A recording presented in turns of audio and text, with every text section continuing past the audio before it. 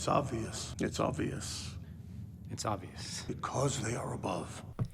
Ladies, gentlemen, those betwixt and beyond, this isn't escapism. It is theater of cruelty, so prepare yourself. I'm trying to change your mind. No pretense, no subtlety. This is propaganda. I started to write this script before Thanksgiving, or more accurately, Indigenous Peoples Day. Every year around that time, everyone loves to talk about being thankful for what they have and how grateful they are to be better off than the people less fortunate than them. Which I admit is, on its face, not a bad thing. Even if many people regurgitating and reinforcing this narrative have much more than they will ever need, while others barely have enough to survive. I want to be very clear, though. Being thankful and recognizing how lucky you are is a good thing. Or a better way to say that is, recognizing your privilege? But I digress. Any thankfulness or gratitude without serious introspection and analysis is really just a way of forcing personal satisfaction with current circumstances and in turn justifying the system's status quo, which further exacerbates fear of change and in the end only obscures privilege and preserves the series of hierarchies and hegemony that make up the system in its current form. Or just in plain English, it's that annoying thing people who don't agree with you do whenever you complain or criticize anything.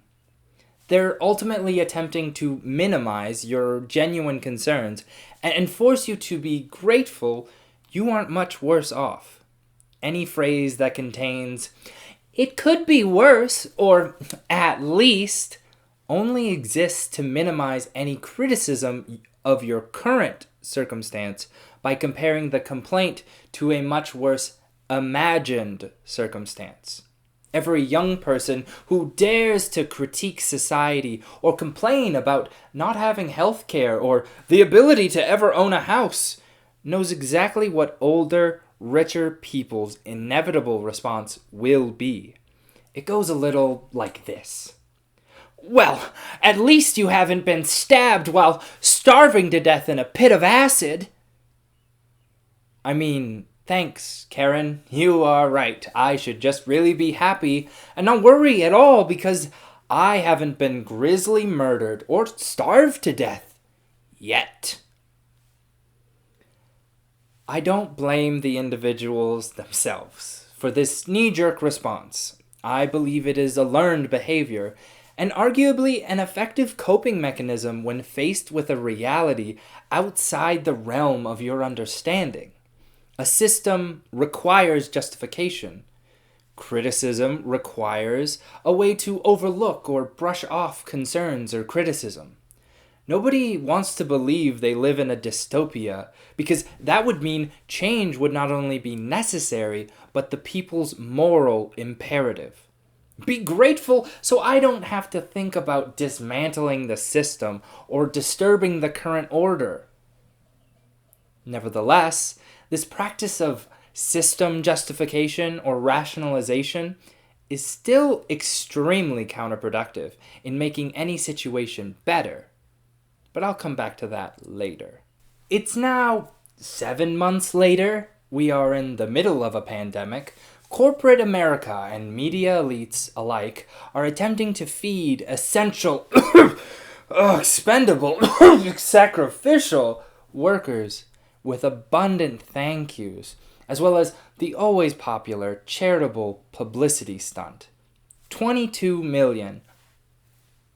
50 million have filed for unemployment, and that number is rising, most of whom have lost their health insurance during a plague. There are protests across the country to open up the economy. First off, I just want to say Black lives still matter. that true nonviolent protesters across the country are heroes and patriots for organizing and protesting police brutality and the summary execution by the state of Black people, including George Floyd and Breonna Taylor, whose killers still haven't been arrested. The script was written during the class consciousness awakening of the pandemic, in which we learned that the government truly doesn't care about working people. And in order to simplify and focus on gratitude and material condition, I will be proceeding without speaking to the individual struggle of people marginalized by white supremacy and patriarchy, to instead generally speak to our collective struggle under capitalism.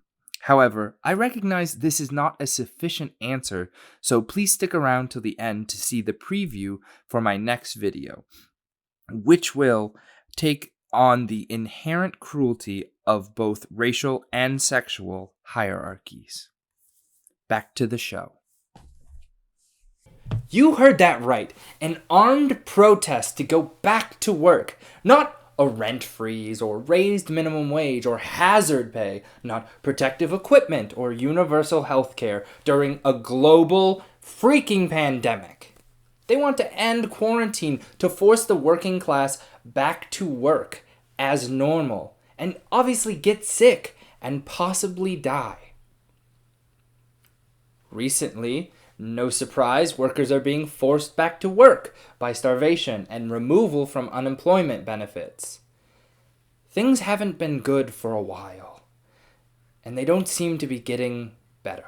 There's also been a ton of inspiring wildcat strikes, debt and rent strikes happening throughout the world that the MSM refuses to talk about. Stick around till the end or look in the description for a link to general strike info. And don't even get me started on the sham of a primary election. Now, I'm not saying that PragerU is responsible for this death cult's extreme right-wing response for legal reasons, mostly. But I'm also not saying their masterpieces of conservative libertarian propaganda did not in any way impact the ideology through which these protesters view the world. There are hundreds of hours of content to choose from, but I will be dissecting and dunking thoroughly on the first PragerU video I ever fully watched, because it stuck with me, and I haven't been able to shake its message, especially during this global pandemic. I'm talking about their video, The Key to Unhappiness, which contains their smug message about the only good and pure value, drumroll please, gratitude. Brought to you directly from the biggest brain of Dennis Prager and his true fans, billionaires, and the Koch brother? Lipstick Linebacker presents... Never mind, just watch the clip. I'll be talking over it, but I suggest you watch it for yourself. If you really want to, I guess, in the description. Dennis opens this video with his genuine belief that if you want to make a better world, the only way to do it is by increasing gratitude. Only that small, essential change will make people more happy, generous, kind, and good. He continues, I mean, think about the times in your life when you were the most grateful.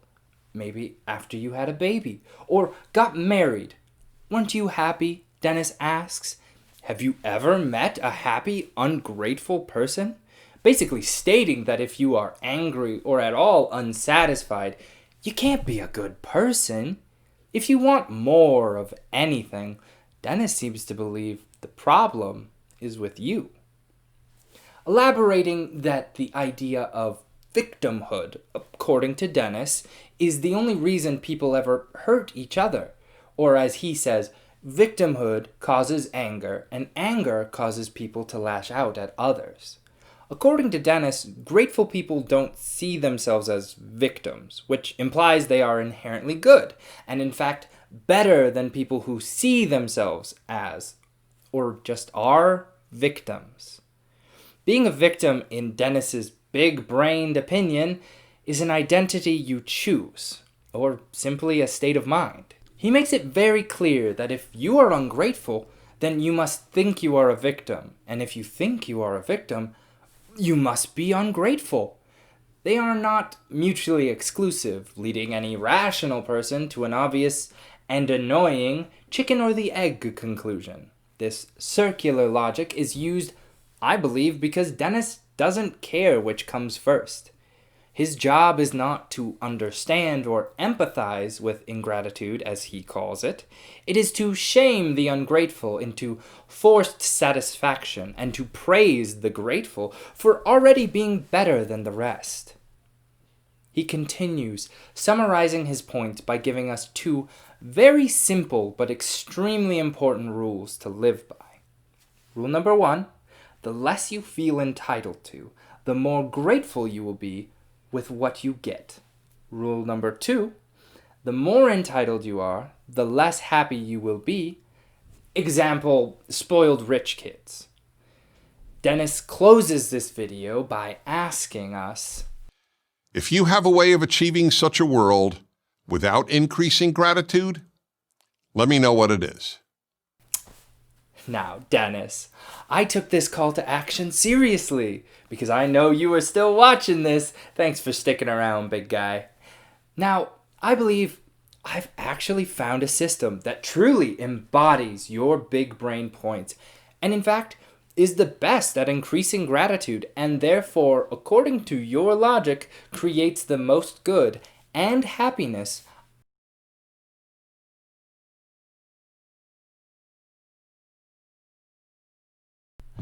I'm talking about the society portrayed in the 2019 horror movie, The Platform, which is now on Netflix. I will be going into minor spoilers, but it isn't a twist-heavy plot, so it's still a must-see movie. Seriously, go watch it. Now, since we've all seen it, it's about a uniquely built prison with pretty simple rules. I know you like it that way, Dennis. And an obvious, immovable hierarchy. It's later specifically called a vertical self-management system by the woman that registers our main character for his stay. If everybody ate only what they needed, the food would get to the lowest level. Basically, she means that the platform always descends from the top, with theoretically enough food for every single level of the seemingly bottomless prison, but is completely reliant on each individual on every single level to decide how much they leave for those below them. Dennis would know this concept as trickle-down economics in laissez-faire capitalism, the excellent, foolproof system he will defend to his last breath. The main character, Goring, we follow throughout his stay, starts out on what is to be believed to be a middle floor, and his older, more experienced roommate, Tremagasi, excuse me if I butcher those names, tells him to be grateful for their level because all other levels are worse than where they currently are. Above, there is nothing to wait for, and below, there's nothing to eat. It's disgusting. At first, Goring is disgusted at the idea of eating the leftovers of the 94 people above him, but eventually he succumbs to hunger and partakes, and even enjoys his time with his roommate, grateful, and as Dennis would agree, truly happy. The big problem with this system, just like our own, nobody can stay on that same level forever. One day, you wake up higher or lower than you were before, through no fault of your own. You know, like how nearly 50 million people found themselves unemployed and without health insurance during a pandemic?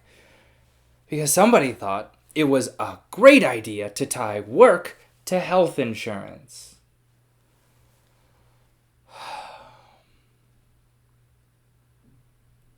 Just like in our world, in the platform, your position is not in your control. The only thing that is constant in both worlds is that we all must eat to survive. And depending on your floor, sometimes it is easy, Sometimes it's much harder. So let me ask Dennis, on which level are people most grateful? Isn't this system the perfect process to increase gratitude? Would you be more grateful on a middle floor, not thinking about anything but what you are given, or a bottom floor where you will eat your new friend to survive? I think you know the answer. The most grateful person is never the person at the bottom with nothing, nor the person at the top with everything. Gratitude only means anything to those in the middle, who, by your own logic, should be grateful for what they are given, and more importantly, happy that they aren't on a lower floor. You want them to be complacent, asking people to intentionally ignore the reality of our collective suffering. Gratitude instills complacency by embracing forced satisfaction, permitting us to not think of those below and definitely not question those above. Revealing this simple, universal truth: the system will never change if you are just satisfied with your place in it. That is the reason Dennis values gratitude above all else. It's not about making people happy or generous or kind. It's about maintaining order. Specifically, his place in the current order. You see, Dennis actually says the quiet part out loud in the middle of the video. The more things people think they should get, the less grateful people will be for whatever they do get, and the more angry and therefore unhappy they will be when they don't get them. See, he doesn't in his entire 7-minute masterpiece tell you how someone can increase gratitude. It's implied, but you definitely wouldn't be very grateful if he told you the truth. Because in reality, there is only one way to increase gratitude, and that is by taking from you. You see, people are only grateful when they are made aware of how much they currently have and sufficiently terrified of getting less. It increases in a ratcheting effect. You see, you can't give people more to make them grateful. You can only take what they already have. Basically, increasing desperation is the only way to increase gratitude. Merriam-Webster defines desperation as both loss of hope and surrender to despair, and a state of hopelessness leading to rashness. When you have no hope, you are grateful for whatever scrap of hope you can cling to. You stop asking for more, and you thank your rulers who give you just enough to survive. Meanwhile, thousands die directly from their choices. Like how, just for an example, if we taxed billionaires, while filming this, Jeff Bezos became a trillionaire and still won't allow pee breaks. If we tax billionaires sufficiently to create universal services like Medicare for all, in effect producing a better standard of living for all, yes, including billionaires, if they paid a fair tax rate, there would not be a need for charity, which is reliant on billionaires' generosity and desire for good publicity to cover their horrid treatment of workers or disdain for their own consumers. Taxes could ultimately make charity obsolete. Therefore, we can conclude that the current state of austerity is at least in part an attempt to make the ungrateful poors grateful again. A simple command to be happy with the crumbs they are given. Be grateful you could always have less. It is and has always been a threat. I did a video on how capitalism, and more specifically, work/labor is compulsory. Your options are only work or die. See, the system requires the fear of experiencing the suffering of people below you to increase your gratitude for where you currently are. You could then conclude that the system demands suffering to increase gratitude. Now, I have a couple of questions, Dennis. Are people below you victims because they are told they are, or because they want to be? Is victim really a self-identification, or is it a result of being victimized in the numerous ways the various hierarchies can and will abuse you? Is victimhood why the people on the lowest levels cannibalize their friends, or is it the people at the top who gorge themselves with gratitude? Or maybe, just maybe, Dennis, can violence be inherent in a system from the disgusting and unfair way a system is created and upheld? Dennis, I think you know this. I think you have to.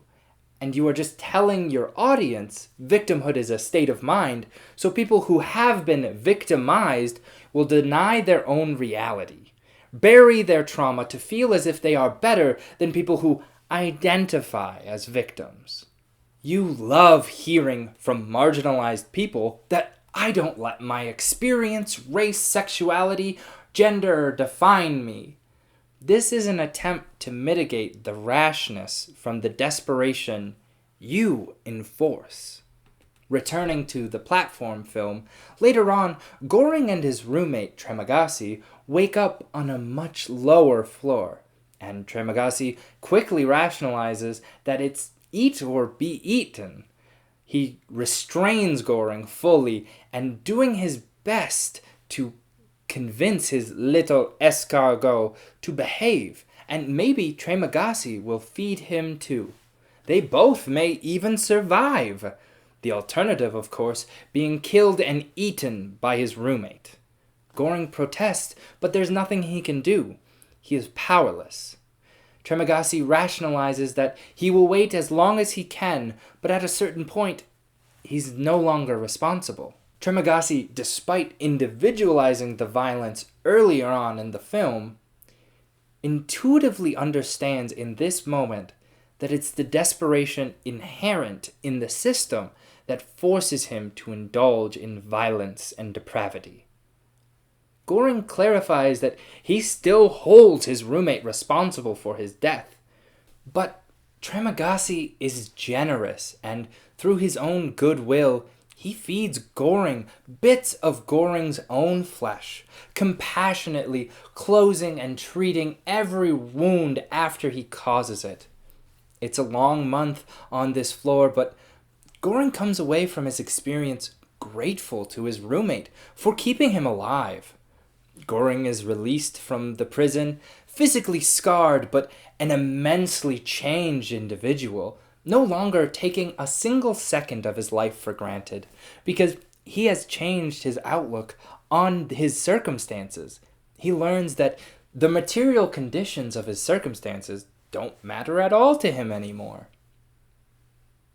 Did you like that ending, Dennis? It's nice, right? Well, it's a lie. The actual ending is way better, but you will just have to watch it for yourself to know what it is. Once again, it's on Netflix. Seriously, I can't believe you haven't gone and watched it already. No, Dennis, you see that, in my opinion, would be how you would want the movie to end. You see, in eating his own flesh, given to him by his roommate, he has reached the absolute peak of gratitude by reaching the absolute depth of human desperation. It's actually a pretty good analogy for how the working and middle class's taxes are used to bail out huge corporations and banks, giving them government subsidies. Meanwhile, the working class's personal income is passed around through GoFundMes and charities to just survive on, paying for rent and food and health care. Not to harp on this, but feeding Goring his own flesh is charity, whereas supplying sufficient food to all would be a result of taxes. Tax the rich?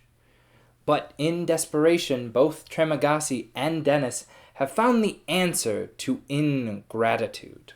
If I were granted one wish, it would be that all people be grateful. Dennis, isn't that what you want? To eliminate, purge, even resentment from everyone below you. Maybe you want people to believe you have the key to happiness because you fear the unhappy masses finally waking up to find they are on a lower level. I think this is especially relevant today, where the system demands we all go to work to live in a world where going to work could kill us and our loved ones. Dennis, I know this because you are afraid to even say the word in your video. You call it ingratitude. You won't even recognize our justifiable resentment. All you see is the ungrateful masses, unhappy with scraps, commanding us to get in our place, sit quietly, and let us step on you. Let us steal from you and abuse you. We are all learning in real time what a gratitude-driven policy actually looks like. It is desperation as politics.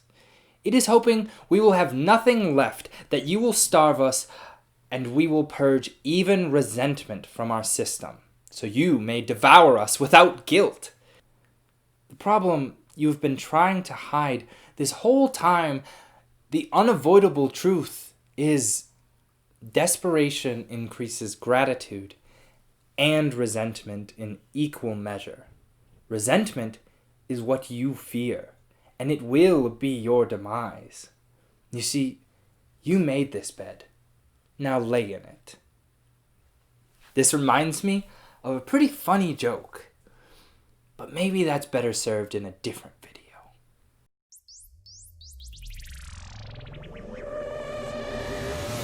This place is a prison and these people aren't your friends. Ain't no postal service when it's always Sunday in your head. Letters unsent, burning that candle at both ends. In the break room, ready to break. Halfway to broke, halfway to broken down. This job makes you nauseous, you try to hold it down. And they will take every opportunity to comment on your luck. Cause in this economy, you gotta be like bottoms up. Even when you know it's poison, yo. You feeling well, like a body that's so hungry it begins to eat itself. Bootstraps so tight, you can't admit to needing help. Oh, hey. I'm so glad, I just feel so good to finally have a video done, for real. I mean, what do you mean I didn't say I was kind of class reductionist? I didn't mention, marginalized people at all. I mean, of course I'm aware that marginalized people, experience the worst suffering and cruelty in our current system, and much of the rest of us can not even fathom to understand what they're going through. I must have just got caught up in my own resentment of the ruling class.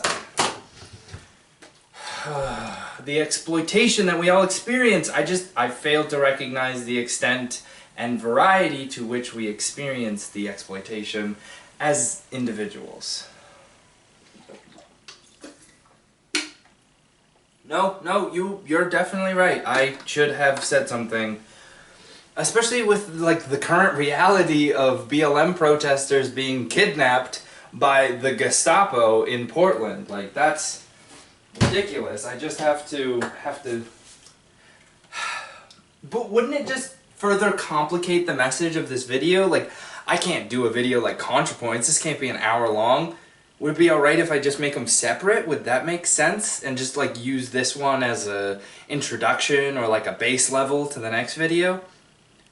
Yeah, I could really take on the origins of system justification, what I mentioned in the video, in order to discuss specifically the evolution and intersection of white supremacy and patriarchy, to explain how I believe Black Lives Matter is the important truth necessary to combat a series of noble lies. That sounds pretty good, huh?